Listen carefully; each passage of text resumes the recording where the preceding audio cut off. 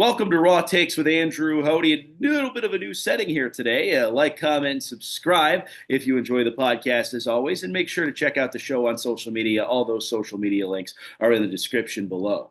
Joining me now, as you can see to my right, we have this little meme here. This went viral here in Cleveland. I'm actually pointing the wrong way, but that's because of the camera. There we go. All right, there's the meme right there. Joining me now is the man behind the meme, as I like to say, between Deshaun Watson and Joe Flacco. He actually used to work for the Browns and going viral on the internet, and I have to ask him all about it. And we're going to talk some sports here on the pod today. My good buddy from college, WBWC days. We had a great time hosting a lot of sports shows back in our day, calling a lot of sporting events. This is Jake Malensek. Jake, how you doing today? Andrew, I am good. How are you? I'm doing fantastic. I mean, here in Cleveland, I think we're all ecstatic after yesterday's Easter, probably two of the best Easter baskets you can get.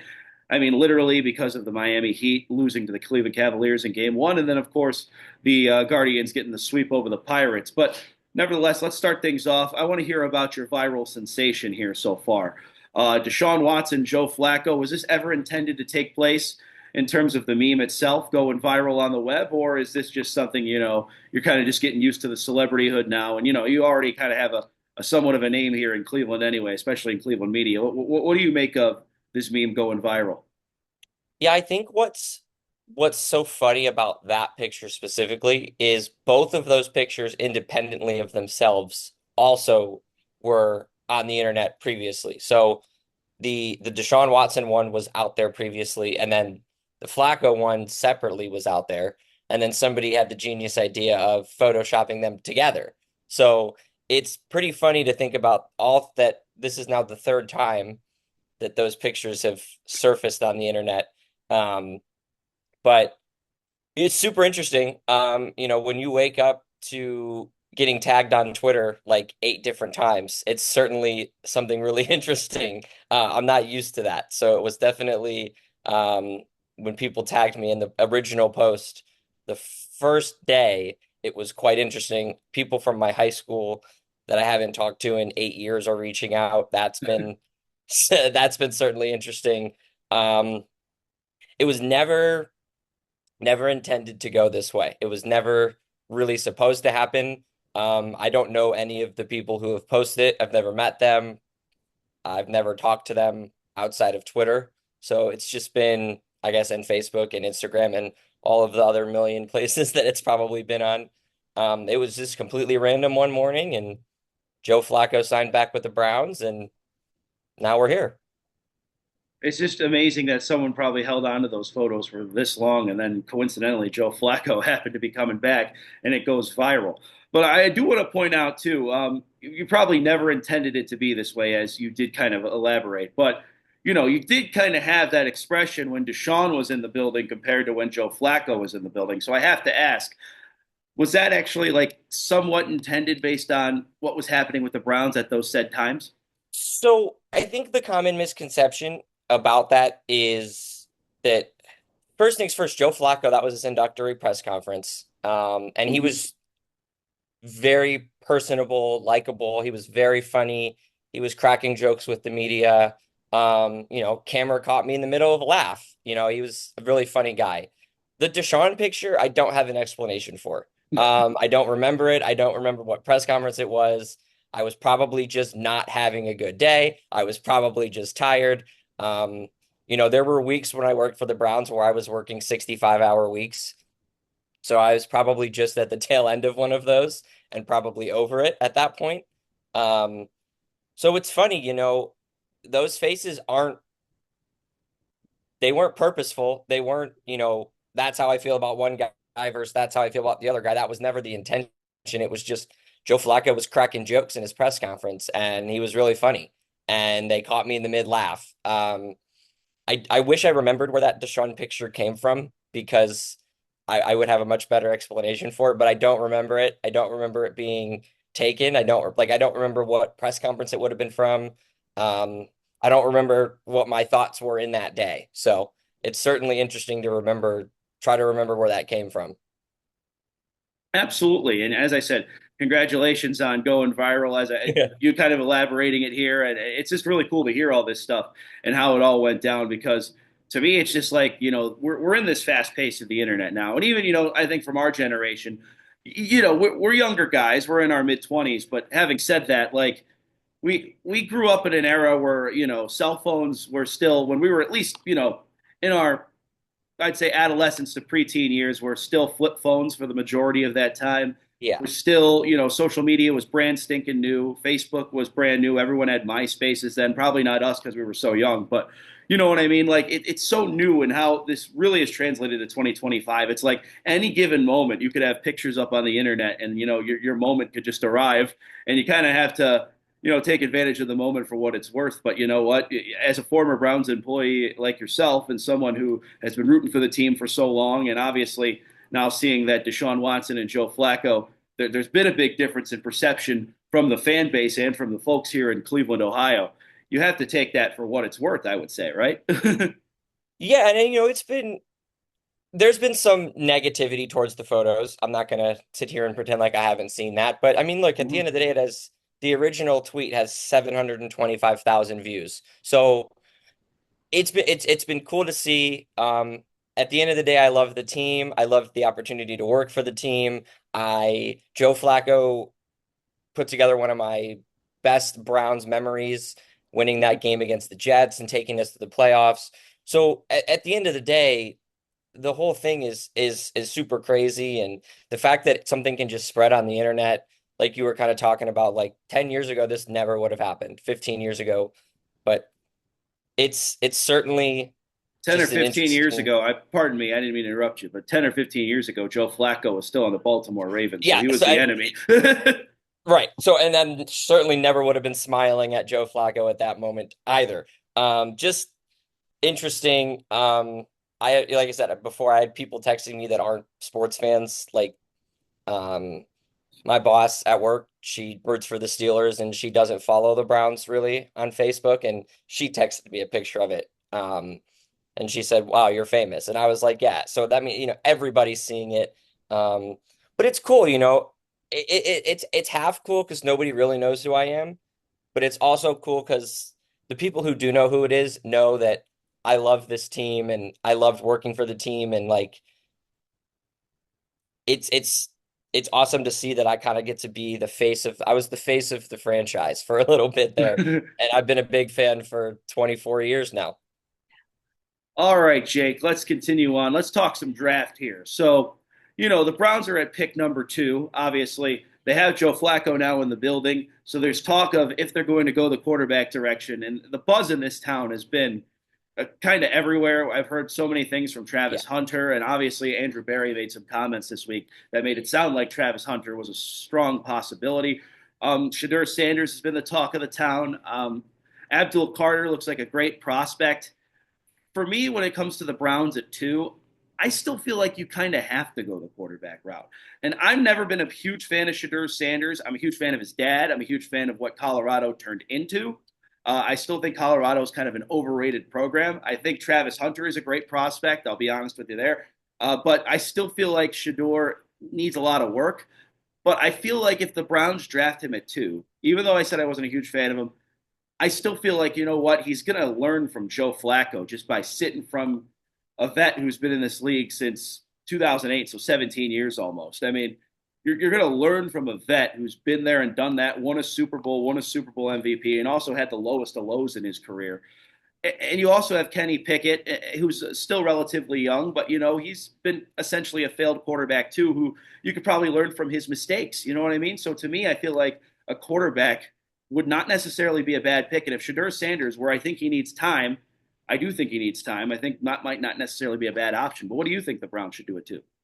Yeah, and I think you bring up a good point of what this quarterback room looks like, right? You've got the veteran Super Bowl champion who can teach, but there's a lot of stock in a failed first round quarterback, a guy who his own fan base considers him a bust and does not like him and does not want him to come back. I mean, when the Steelers fans are celebrating that we traded for him, that should be, reason number one why we shouldn't be excited about him.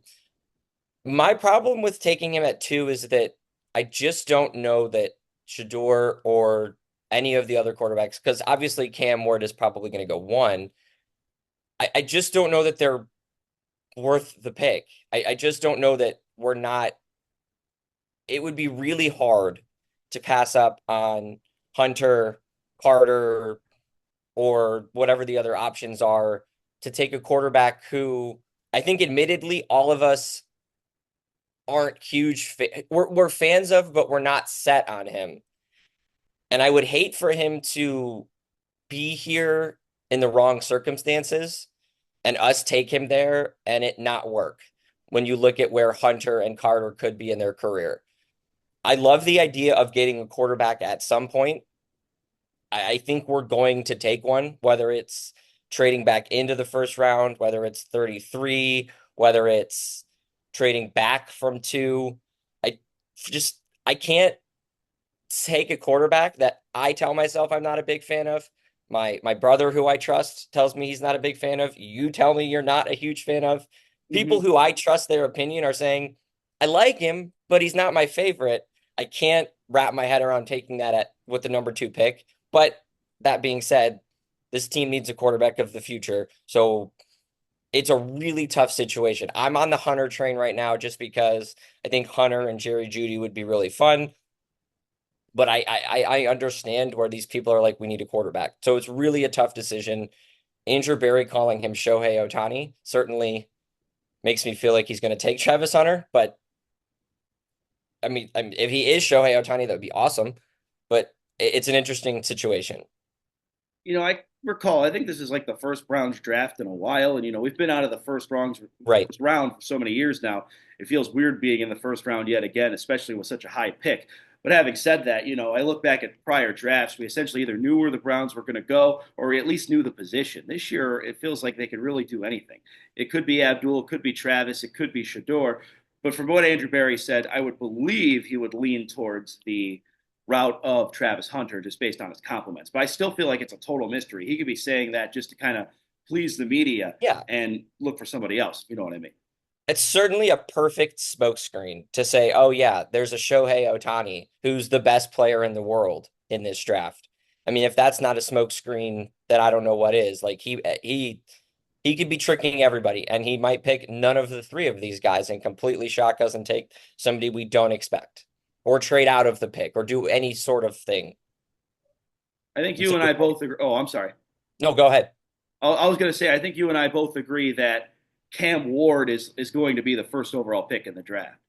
I think there's no Certainly doubt seems about that that. way. Yeah. Yeah, I wouldn't blame Tennessee for that. He's, I think, absolutely the best prospect. If I were the Browns, I would be careful trying to trade up to number one and giving up more assets because I actually think Cam Ward has a really high ceiling, but he's going to need some time as well. And he's going to go to a bad team like Tennessee. I think the Browns' structure, though, we talk about this team at 3-14, but I really think they really were a good quarterback away. When you look at the guys on this roster, you have a Myles Garrett who just signed an extension. You have a David Njoku. You have a Jerry Jeudy who proved to be really good despite only 3 wins last year.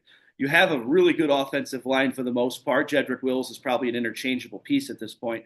The Browns, to me, I think could be really, really good if they get a really good, impactful player. And if Joe Flacco is just what he was in 2023, this roster, I think, could compete for the AFC North. I don't think they're going to win the AFC North, nor do I think they're anywhere near being a Super Bowl contender. So I want to emphasize that.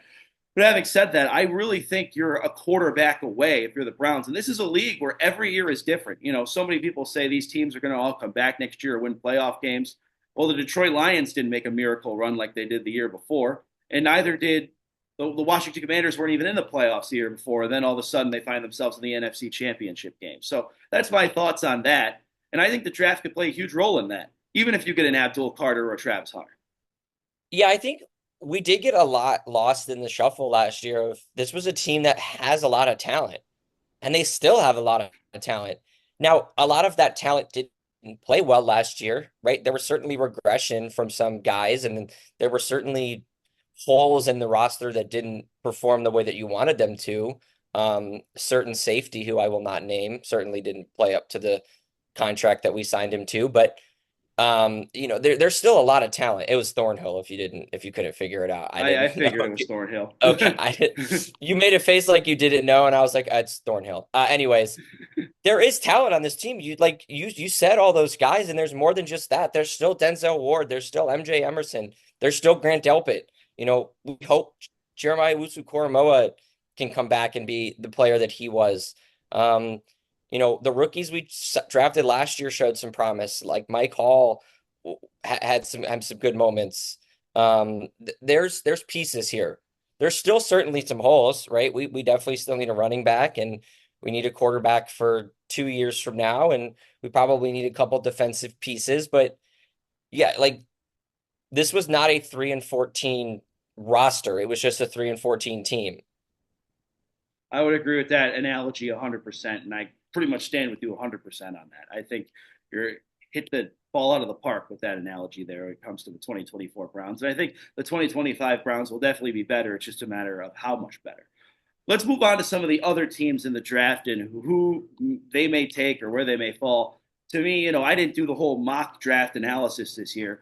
I personally think like the Browns are going to be sneaky about this and might take Shador at 2. So I think the Giants are going to get Abdul Carter, and I think you see pick 4 go to Travis Hunter, or the vice versa. Maybe New York wants him because New York's quarterback room is kind of filled up already with Russell and Jameis. Neither one of the future, but they're good bridges. And Brian Dable needs to win now. That's why I think that's the situation there. But when you look at Shador and where he could fall, I think you could think of the Giants. I think you could think definitely not Jacksonville. They're set with Trevor Lawrence.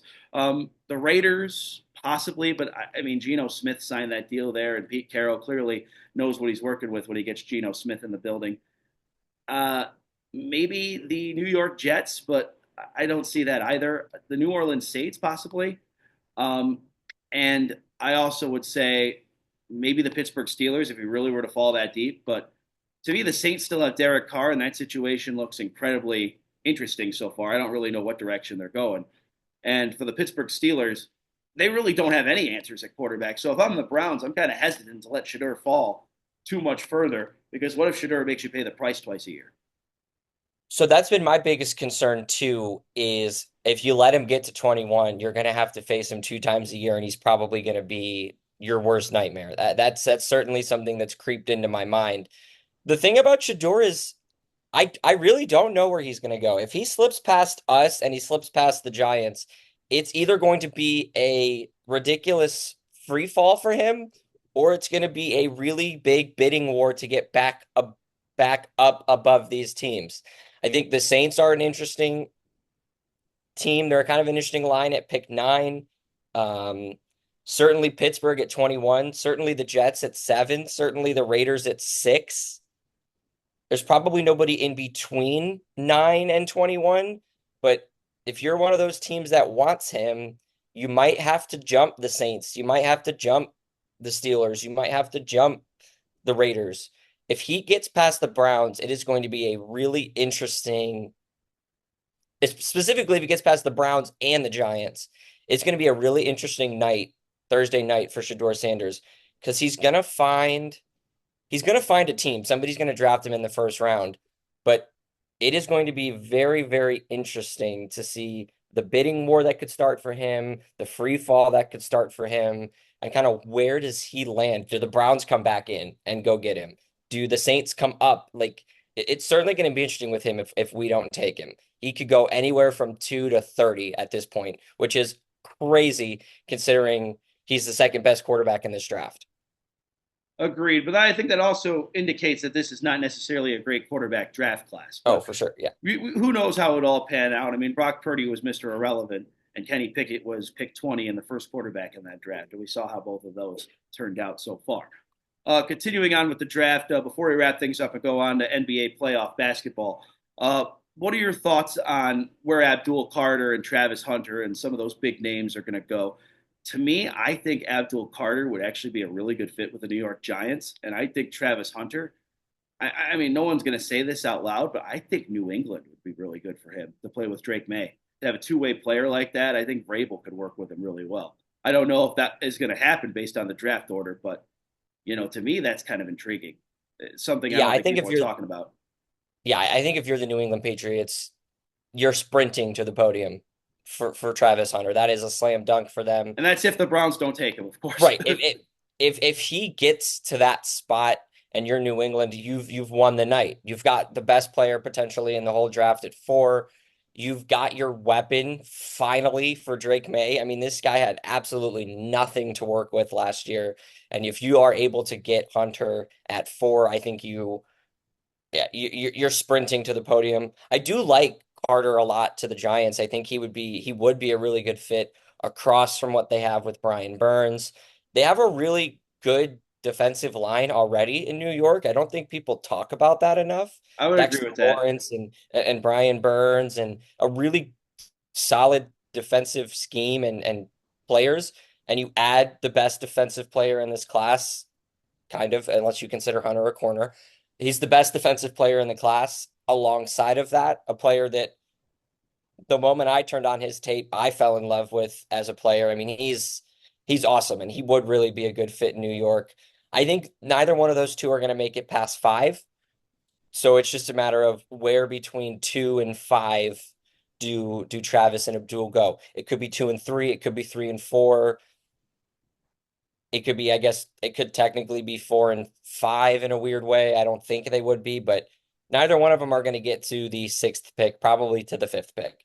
So two of these teams are going to come out with incredible talents at the top of the draft. All right, continuing on. I also think another interesting team. What if Jacksonville is able to get their hands on Travis Hunter? Just throwing that out there. I don't think they will because of the order. If he's But there at 2, or if he gets past us and you're the Jaguars, you're going to have to start making calls. You got to try. I think him Certainly. and Trevor Lawrence would be a good combo, to Oh be quite yeah. honest with you. If But if if we didn't take Hunter, I think a lot of teams are going to start calling. absolutely, it's going to be. I think it's going to be crazy on Thursday night. I actually don't think I've seen a draft where literally the top 5 picks are not all the way complete answers, Yeah. or at least relatively guesses, good guesses, in a long time. Like I am really excited to see how this all plays out on Yeah. Thursday. We have no idea. Literally, it's all question marks across the board. All right, let's move on to the NBA playoffs. A big weekend starting things off. We'll start things off here in Cleveland. The Miami Heat, I think everyone picks the Cavs to beat the Miami Heat in a reasonable amount of games. I picked the Cavs in 5. I still think the Miami Heat are a tough challenge, and I would not be surprised if this goes 6 games. Having said that, though, Miami's run just to get here with no more Jimmy Butler and to see what Tyler Hero has done this season to step it up to really be their number one option, and Bam Adebayo being Bam Adebayo. I like the Miami Heat, so it's kind of tough for me to see them go in the playoffs this soon. But for me, the Cavs yesterday, I mean, you had Darius firing on all cylinders. Donovan went off. I mean, Evan Mobley defensively on the floor was crazy. Jared Allen, he great rebounder. He just is so good with the ball. He's like a magician out there. It's incredible what they're able to do. The core four. Max Strus opened up the game with a 3-point play right Huge. off the rip. It was huge. The momentum in that building during the whiteout was insane. And the Cavs didn't get like that blowout win the Oklahoma City Thunder really got, but to me, the Cavs controlled this series right from the get-go. And a team like Miami that has the culture they do, and we talk about that, I think that's a huge statement for the Cavs. And if this ends in a sweep, I have more optimism that they can make it to the finals than not. I'll be very honest with you. What do you think? Yeah, it's interesting about Miami because I just feel like every single year Miami is in the playoffs and they're always just like that sneaky team that's going to push somebody to 6 games when it shouldn't get pushed to 6. I mean, we saw Jimmy Butler lead this team to the finals a couple of times when they had absolutely no business going to the NBA finals. I think that was 2020 when they played against 2023 and he 2020, did yes, and 2020. 2022 as well, yeah, when they played against the Lakers. Like just no business some of these years going to the finals and just he would continue to do that. Now, obviously they don't have him anymore, but they still have Spoelstra, who's a great coach. They still have their Heat culture. It's certainly not going to be easy to win both games in Miami. That fan base is really good. The building has energy. You talked about Heat culture. That stuff all exists. We're the problem for the Cavs is they're just better. So they just have to find a way to just win the series and dispatch of them and go away. Because the moment you Miami get a little bit of confidence, I think you give those guys an idea that they could maybe push this series. I don't think they gave them confidence yesterday. I don't think they'll give them confidence in any of the games in Cleveland, but it's certainly going to be interesting to see this team go to Miami, play in that building against that fan base, to a team that they're always playoff performers. They have one of the best coaches in the league, and they They just play well when it matters. It's weird, but it's just how it goes every time.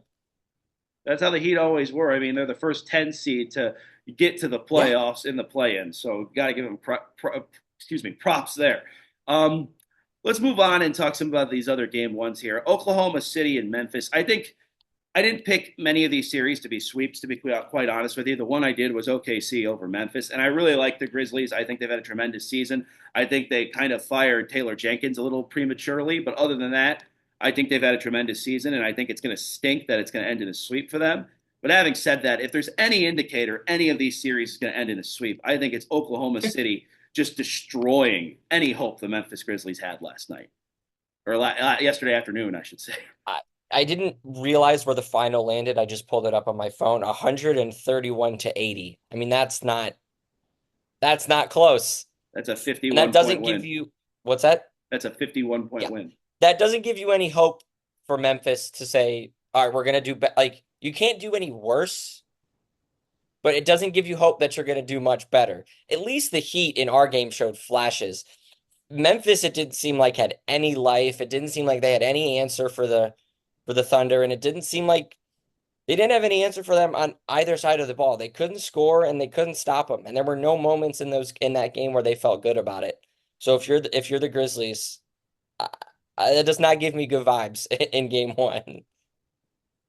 And absolutely not in Oklahoma City. I mean, you just think They're about good. the roster they have. I mean, Shea They're really good. Gilgeous-Alexander, of course, he's the MVP. You look at Chet Holmgren coming back. I think that's been tremendous for them, even though they were good without him. Luguentz Dort, I think, deserves a lot more credit than he gets. You look at another guy like Jalen Williams, who I think has been a tremendous piece for them. To me, I feel like Oklahoma, and they're so well coached by Mark Daigneault. I believe I'm saying that Yeah, correctly. I think that's right. Dagenhall. Yeah, they've been so well coached and balanced. And Sam Presti, you got to give him credit. Probably the best executive that never has won a championship. To me, Oklahoma City, I don't know if anybody wants to play them. If anybody in the East, especially whoever comes out of the East. If OKC comes out of the West, I want nothing to do with them. And as competitive as the Western Conference was, Oklahoma City made the Western Conference not look competitive because they were that far ahead in the standings compared to everybody else. So to me, this game not only I think says something about the Memphis Grizzlies just not having a soul at this point, but it also says, Yeah. watch out, you don't want to play the Thunder. That's what I took away from it. Yeah, it certainly is a statement win for the Thunder. And that's, I think, the two takeaways that you can have are uh-oh for Memphis and also uh-oh for the Western Conference because you that's a good point. The Western Conference was really strong and Oklahoma City was at the top of a really strong conference. I mean, this wasn't, the Nuggets or the Lakers or the Warriors or one of these strong West. No, it was the Oklahoma City Thunder, the young team, the up and coming team at the top of the conference. And they dominated the whole year and they dominated in the playoffs. There is not a soul that wants to see these guys um in any round at any point in this playoffs. The Cavs, I think, split with them this year, home and They home. did, yeah. I a 7-game series against those guys would be fun, but I don't want to have that. I don't want to watch that. That would be a lot of emotions for 7 games. I agree with you 100%. Let's go on to the 2 and 7 games now. Orlando had life earlier on, and they were bullying Boston a little bit, especially in the second quarter. But that second half was disastrous. The Boston Celtics, to me, I really feel like it's going to come down to the Celtics and Cavs at the East. I don't see how it's going to come out any other way, and I think yesterday really proved that for both teams. Yeah, and the thing about the Celtics is just like if they start to hit their threes, you just have no chance because they just take so many and they make so many and they have so many guys who can hit threes and it's just like there's no way to guard everybody. I mean, Derek White could hit a shot and Peyton Pritchard and all these bench dudes that just come out of nowhere and they're really good. Their defense is I'm not super convinced that it's really good. I mean, they suffocated Orlando. That's going to be their downfall, but when they're hitting their shots, I mean, when they take all those threes and make all those threes, you just have no chance. They just take too many of them. Absolutely, and that's going to be the challenge for the Cavs if that ends up being the Eastern Conference Finals, which I think it will. The other 2 and 7 series, Golden State and Houston.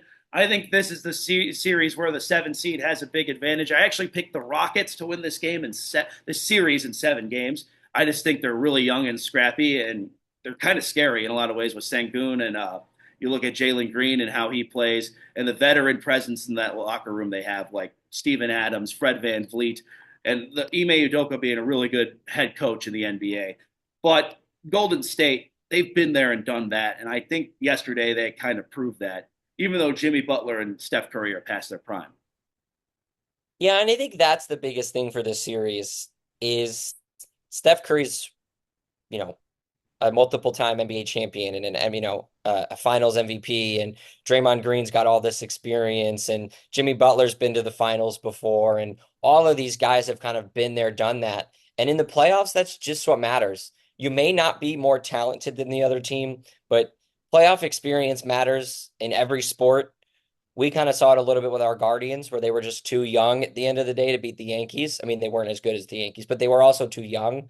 Mm-hmm. I would Houston agree. might just be too young to beat this team, even if they're better. Steph Curry's a playoff performer. Draymond Green is a playoff performer. Jimmy Butler's a playoff performer. It, it- when you've got guys that have been there and done that, it's hard to beat them. All right, Timberwolves and the Lakers as we go on to the 3-6 games. I was kind of surprised and shocked that Timberwolves blew out the Lakers the way they did. I guess this might be a kind of a revenge series for the Timberwolves, at least on Luka Doncic. But having said that, Luka still put up 37 points and it wasn't enough. I think this showed that the Lakers have significant defensive flaws. And I can't for the life in me right now pick the Los Angeles Lakers to go to the finals because of this. I picked them to win this series, so I think they will rebound and win a couple games here. But this game to me was glaring that the Lakers have significant flaws. And props to the Timberwolves. I mean, they kind of had a rough year and they managed to get all the way to the 6 seed, which was somewhat impressive based on where they were Yeah. in December. But that Western Conference has been tight all year. Having said that, though, the Timberwolves kind of made a statement for me. Yeah, the other problem for the Lakers is, I mean, their starting center is not is Jackson Hayes, and he's unfortunately not that good. I mean, look, your starting center cannot have 1 point and 3 rebounds in an NBA playoff game. That's not a recipe for success. And look, I hate to say this, but I don't think LeBron played that well. And I think that that's going to be an interesting thing to monitor. I don't think he's going to Mm-hmm. play bad again, but that is not a good game for LeBron. And if he plays better, they're going to be fine, but he certainly has to. The other 3-6 series over in the Eastern Conference, the Knicks and Pistons. This was my upset series. I actually picked the Pistons in 6, and I thought they were actually going to pull it out based on how that game was going until the fourth quarter. To me, the Knicks showed some life, but to me, I feel like they're going to play all those guys minutes, and I think Tom Thibodeau, despite what happens not just in this series but next series, is going to be out as the New York Knicks head coach. But we'll talk about that on another show. Props to the Pistons, though. They really did put up a fight until that fourth quarter, and I think they're a scrappy group. But having said that, when it comes to the New York Knicks, to me, they pretty much showed their superiority and dominance over not the Boston Celtics, excuse me. Definitely not the Boston Celtics. They're not going to even compete with them, in my opinion, but with the Detroit Pistons. Yeah, and this is another one of those examples of guys that have been there before against guys that kind of haven't. I really like the Pistons. They're a fun team. They're scrappy. Cade Cunningham's a good player, but they might just be too young. They might be similar to the Rockets, where going against Brunson and Bridges and Anunoby and all those guys, they might just not have enough firepower. They might not have enough experience, but bright future in Detroit, I think is the storyline for all of this. They're playing really well. And props to JB Bickerstaff. I think him getting fired actually helped him, and I think it It's the helped best Kenny thing that could have Atkinson. happened It was to the best thing to JB happen to JB, to the Cavs. It's worked out for and to everybody the so far. Pistons, really. It's good for all Yeah, parties, I think. everybody has kind of won on firing JB so far. Yeah. It's just kind of funny. And, you don't root for somebody to get fired, but I think so far that's panned out. And I really do like JB Bickerstaff personally, but definitely Kenny Atkinson has proven to be the guy the Cavs need. Let's go on to the 4-5 series. To me, the Nuggets Clippers, I picked the Clippers to win this series. But to me, the Nuggets, even though in that close game, they proved to me they still have the best player in that series in Nikola Jokic. Kawhi has shown up and been the best Kawhi I think I've seen in a very long time, especially at the end of the season. And I think Ty Lue has done a tremendous job, and it's not getting talked about enough with what the Clippers have had.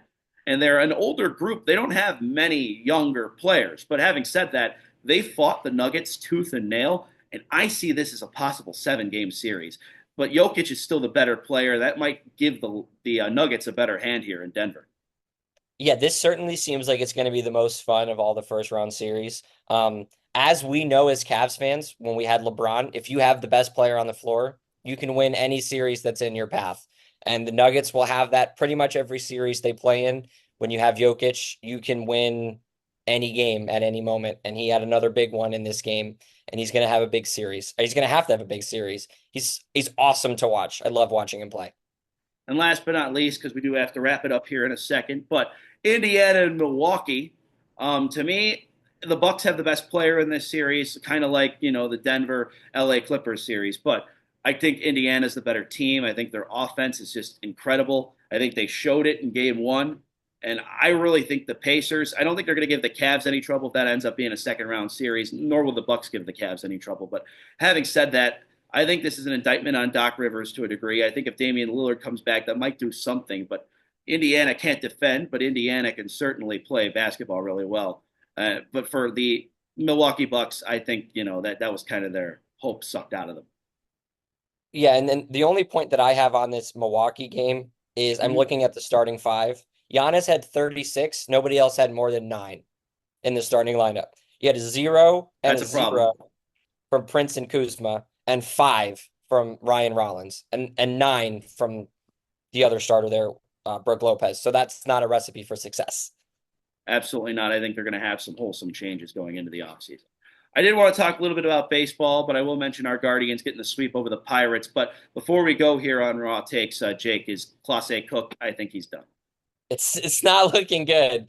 There was a moment there I He thought he blew might be that. okay, but yesterday was not a promising sign. Thank God we still won, but that was not good.